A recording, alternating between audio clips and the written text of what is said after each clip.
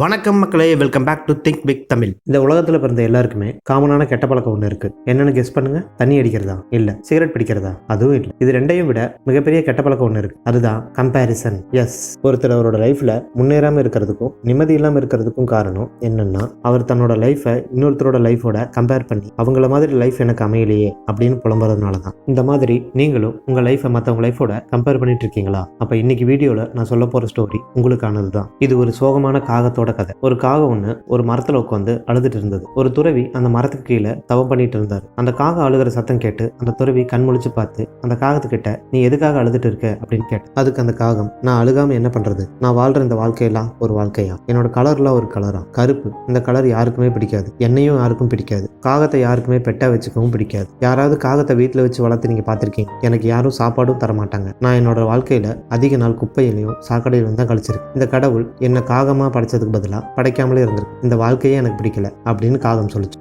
அதுக்கு அந்த துறவி, சரி நீ எந்த உயிரினமா இருந்தா சந்தோஷமா இருப்பேன்னு சொல்லு, நான் உன்னை அந்த உயிரினமா மாத்திடுறேன் அப்படின்னு சொல்றது. காகம் கொஞ்சம் கூட யோசிக்காம, எனக்கு அன்னப்பறவையா மாறணும், அதோட உருவமும் அழகான கழுத்தும் பார்த்துக்கிட்டே இருக்கலாம்னு தோணும், அதோட குறிப்பா அன்னப்பறவையோட கலர் வெள்ளை ரொம்பவுமே அழகா இருக்கும். இதை கேட்டதும் அந்த துறவி, சரி நான் உன்னை அன்னப்பறவையா மாத்துறேன், அதுக்கு முன்னாடி நீ அந்த அன்னப்பறவையை ஒரு முறை நேர்ல சந்திச்சுட்டு வா அப்படின்னு சொல்லி அனுப்பி வைக்கிறாரு. அதனால அந்த காகம் துறவி சொன்னதை கேட்டு அன்னப்பறவை இருக்கிற இடத்துக்கு போய் அன்னப்பறவையை சந்திச்சது. அன்னப்பறவை கிட்ட, நண்பா, உன்னோட உருவம், உன்னோட நிறம் எல்லாமே ரொம்ப அழகா இருக்கு, இந்த உலகத்திலேயே அழகான பறவை நீயா தான் இருக்கு, எனக்கும் உன்ன மாதிரியே சந்தோஷமா இருக்கணும்னு ஆசையா இருக்கு அப்படின்னு காகம் சொல்லுச்சு. அதை கேட்டதும் அன்னப்பறவை, நான் சந்தோஷமா இருக்கேன்னு உனக்கு யார் நண்பா சொன்னா அப்படின்னு கேட்டது. காகம் உடனே, அப்போ நீ சந்தோஷமா இல்லையா, என்ன சொல்ற அப்படின்னு கேட்டுச்சு. கண்டிப்பா இல்ல நண்பா அப்படின்னு அந்த அன்னப்பறவை சொல்லுச்சு. உன்னோட சோகத்துக்கு என்ன காரணம்னு நான் தெரிஞ்சுக்கலாமா அப்படின்னு காகம் பதிலுக்கு அன்னப்பறவை கிட்ட கேட்டு, அதுக்கு அந்த அன்னம் சொல்லுச்சு, என்னோட இந்த வெள்ளை நிறம் தான் என்னோட சோகத்துக்கு காரணம் அப்படின்னு சொல்லுச்சு. காகம் உடனே அதிர்ச்சி ஆயிடுச்சு. காகம் மறுபடியும், ஏன் நண்பா உனக்கு உன்னோட கலர் பிடிக்கலையா அப்படின்னு கேட்டது.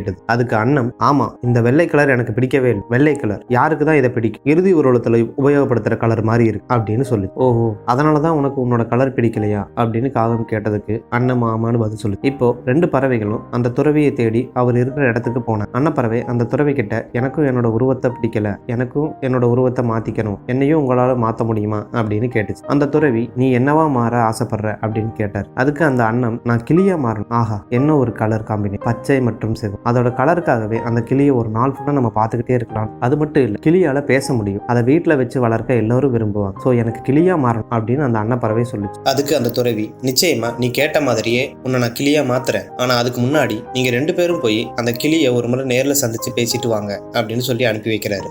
துறவி சொன்னதை கேட்டு அன்னப்பறவையும் காகமும் கிளியை சந்திக்க போனாங்க. ஆனா அவங்களால கிளி இருக்கிற இடத்த ஈஸியா கண்டுபிடிக்க முடியல. ரொம்ப நேரம் தேடினதுக்கு அப்புறம் ஒரு கிளியை கண்டுபிடிச்சு அதுகிட்ட சொன்னாங்க, நண்பா, இந்த உலகத்திலேயே ரொம்ப அழகான பறவை நீதான், உன்னோட இந்த பச்சை நிறமும் உன்னோட அழகும் பார்த்துட்டே இருக்கலாம் போல தோணுது, அது மட்டும் இல்லை, மக்கள் எல்லாரும் உன்னை செல்ல பிராணியாக வளர்த்துறாங்க, உனக்கு பேர் வச்சு கொஞ்சுறாங்க, உன் வாழ்க்கை ரொம்ப சந்தோஷமா இருக்கும்ல அப்படின்னு அன்னப்பறவையும் காகமும் சொல்றாங்க. அதுக்கு அந்த கிளி, நான் சந்தோஷமா இருக்கேன்னு உங்களுக்கு யாருப்பா சொன்னா அப்படின்னு கேட்டது. அதை கேட்டதும் அன்னப்பறவை, ஏன் நண்பா உனக்கு என்ன பிரச்சனை அப்படின்னு கேட்டுச்சு. எனக்கு என்னோட இந்த கலர் தான் பிரச்சனை அப்படின்னு கிளி சொல்லுச்சு. என்னோட இந்த கலர் தனித்துவமான கலர் கிடையாது, சுத்தி பாருங்க, இந்த காட்டுல இருக்கிற மரம், செடி, கொடி எல்லாமே பச்சை கலர்ல தான் இருக்கு, இந்த காட்டுக்குள்ள என்னை தேடி கண்டுபிடிக்கிறதே ரொம்ப கஷ்டமான விஷயம், நீங்களும் என்னை சிரமப்பட்டு தான் தேடி கண்டுபிடிச்சிருப்பீங்க அப்படின்னு கிளி சொல்லுச்சு. இப்போ இந்த மூணு பறவையும் சேர்ந்து அந்த துறவி கிட்ட வந்தாங்க. மூணு பேரும் துறவி கிட்ட, எங்களுக்கு இன்னொரு சான்ஸ் கொடுங்க அப்படின்னு கேட்டாங்க. அதுக்கு துறவி, இப்போ நீங்க என்னவா மாறணும்னு விரும்புறீங்க அப்படின்னு கேட்டாரு. அதுக்கு உடனே கிளி சொன்னது,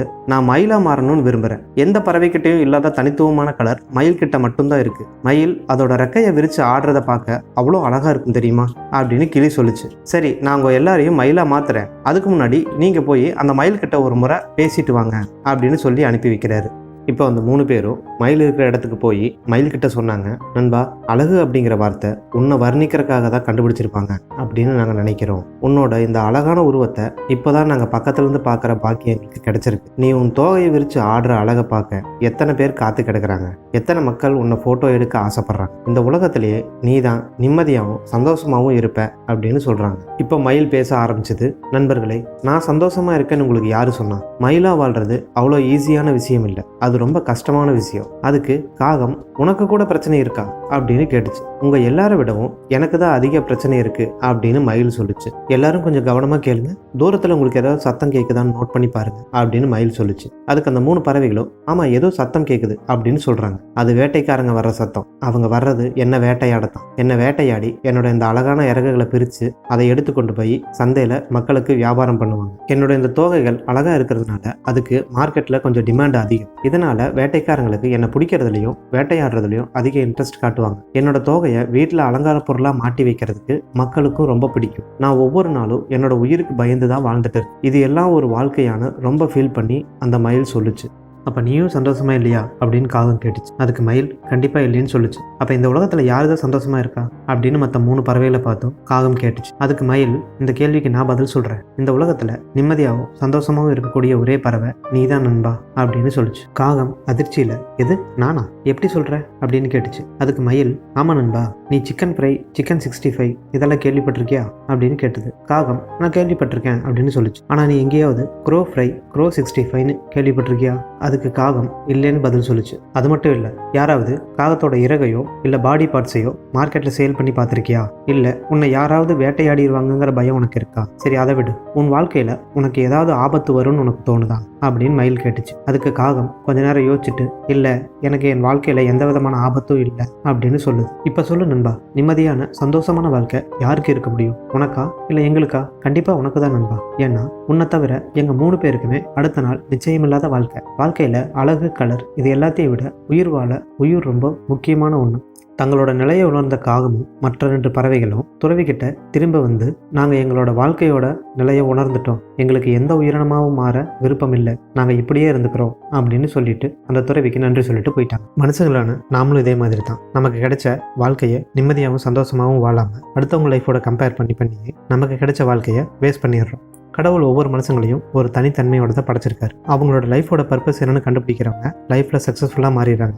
அந்த பர்பஸ் என்னன்னு கண்டுபிடிக்காதவங்க மற்றவங்களோட லைஃபோட அவங்க லைஃப்பை கம்பேர் பண்ணிட்டு லைஃப் ஃபுல்லாக ப்ளேம் கேம் ஆடிட்டு கடைசி வரைக்கும் வாழ்ந்துட்டு போயிடுறாங்க. ஸோ எப்போவும் மற்றவங்களோட லைஃப்பை உங்களோட லைஃபோட கம்பேர் பண்ணி டைம் வேஸ்ட் பண்ணாமல் உங்கள் லைஃபோட கோல் என்ன, பர்பஸ் என்ன, அதில் ஃபோக்கஸ் பண்ணி ஒர்க் பண்ண ஸ்டார்ட் பண்ணிங்கன்னா நீங்களும் உங்கள் ஃபீல்டில் சக்ஸஸ் ஆகலாம். இந்த வீடியோ உங்களுக்கு பிடிச்சிருந்தா லைக் பண்ணுங்கள், ஷேர் பண்ணுங்கள், கமெண்ட் பண்ணுங்கள். மறக்காமல் திங்க் பிக் சேனலுக்கு சப்ஸ்கிரைப் பண்ணுங்கள். அண்ட் ஃபைனலாக தேங்க்யூ ஃபார் வாட்சிங்.